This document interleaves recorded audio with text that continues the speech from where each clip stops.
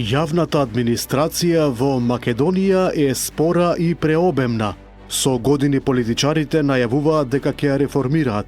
Еве сега од надлежниот министер се најавува дека со нов закон ќе се воведе секој нововработен јавен службеник да помине обука и да полага стручен испит. Добро е тоа, но што ќе се прави со веќе вработените кои ги има премногу? Нели беше најавено дека државата ќе ја намалува администрацијата за 40%? Со нови пакет закони, меѓу кои законот за организација и работа на органите на државната управа.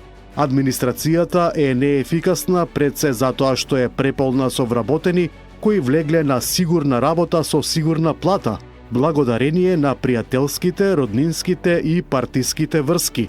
Излезе во јавноста дека многумина и не одат на работа, а земаат плата. Тоа треба што побрзо да се реши. Инаку според едни податоци, вкупниот број на вработени во јавниот сектор во 2022 година изнесувал над 130.350 лица. Се средуваат односите во владината коалиција, односно се смирува реториката на Билал Касами, еден од лидерите на Вреди и кандидат за нов мандат за градоначалник на Тетово. Именно тој по завршувањето на првиот изборен круг најави поддршка во Кичево за кандидатот на ДУИ во насока на сеалбанска поддршка. Но сега нагло сврте на друга страна и истакна дека не дава поддршка на кадарот на ДУИ, иако е албанец. Јас не можам да застанам во поддршка на еден кандидат кој му наштети на Кичево, истакна тој. Воедно Касами омекна и околу цврстите изјави на нивниот кандидат за градоначалник на Брвеница, Хаким Рамадани, кој на средба со иселеници во Хамбург, Германија, рекол дека треба да се знае кој е газда на својата земја. За Касами тоа биле само негови лични ставови, а не и на нивната коалиција. Ова доаѓа по реакцијата од председателот на ВМРО ДПМН Христијан Мицковски дека вакви изјави можат само да им наштетат на кандидатите на Вреди во вториот круг, а за Рамадани од Брвеница рече дека прво ќе изгуби на изборите в недела, а потоа ќе биде разрешен од функцијата. Премногу има сообраќајни несреќи во Македонија, притоа има многу жртви и тешко повредени лица. И пак на многумина не им доаѓа умот и возат пијани, што е една од честите причини за сообраќајките. Состојбата е алармантна. МВР се обидува да воведе ред. Еве пред 2 дена полицијата дури и лиши од слобода возачи од Битола, Делчевско и Кочани, кои управувале возило под дејство на алкохол. Ќе им го дотера тоа умот и на приведените и на сличните како нив.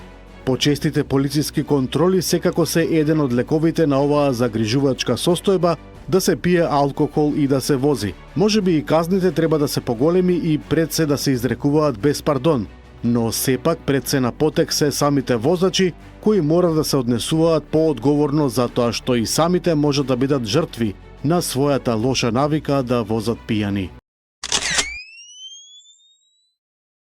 Привршува принудната пауза на пратениците поради одржувањето на локалните избори.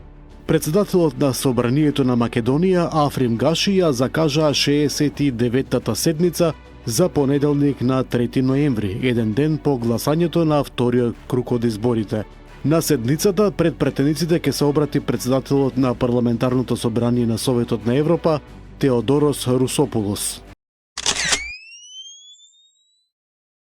Економскиот раст од 3,8%, инфлација од 2,5% и дефицит од 3,5% од БДП предвидува владата во новиот предлог буџет за 2026 година, кој ќе биде предложен на усвојување во собранието.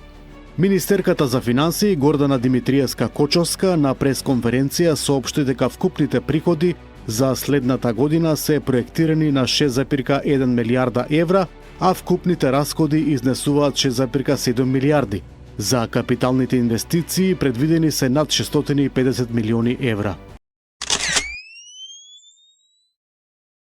И в недела, како и во првиот изборен круг, полициските службеници ќе бидат соодветно распоредени во близина на избирачките места и на сите потенцијално ризични локации, а безбедносните активности ќе бидат засилени со користење на модерни технички средства, вклучително и дронови, информира од МВР.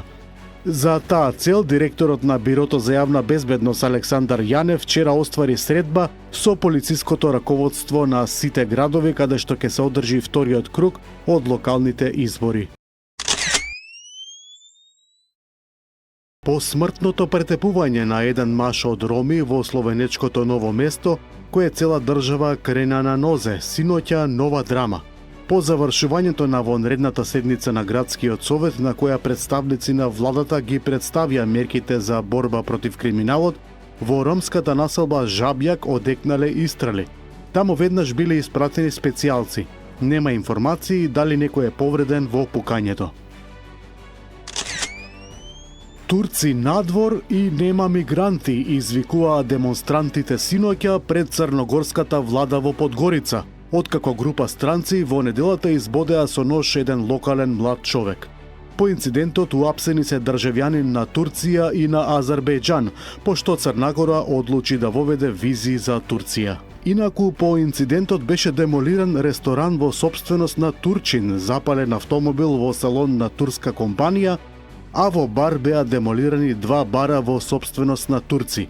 Во Црна Гора, која има околу 623.000 жители, околу 100.000 странци имаат постојан престој, од кои околу 14.000 се турци.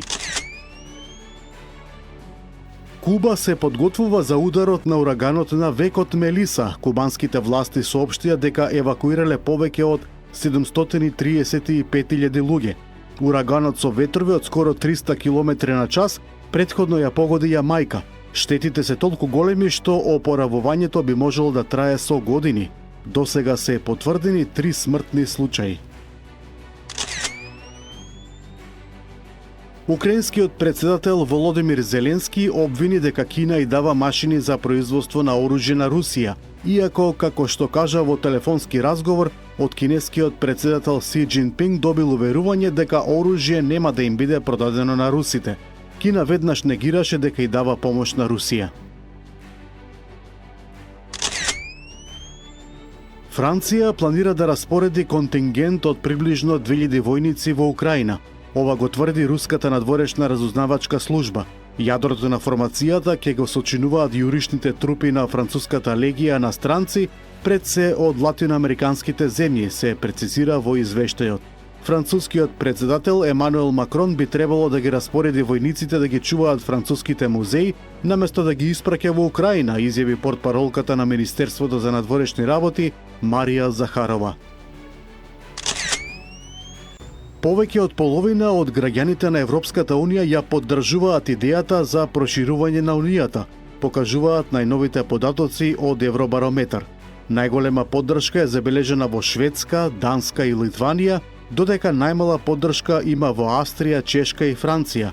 Младите европејци се најголеми поддржувачи. 67% од испитаниците на возраст меѓу 15 и 24 години ја поддржуваат идејата за прием на нови членки, а кај групата од 25 до 39 години тој процент е 63.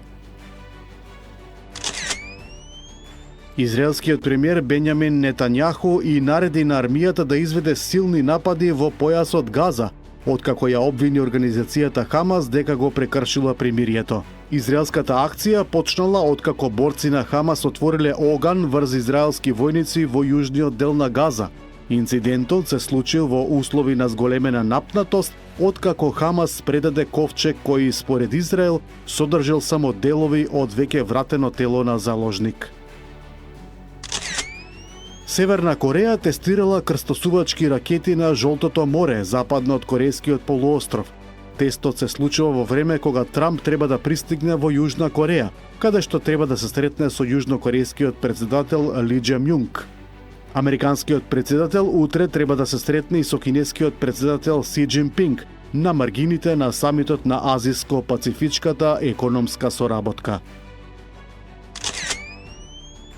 Најмалку 64 лица загинаа, меѓу кои 4 полицајци во големата полициска операција против трговци со дрога во бразилскиот град Рио де Жанеиро, соопшти локалната полиција. Масовната операција била спроведена во 2 од најсиромашните населби во огромниот град.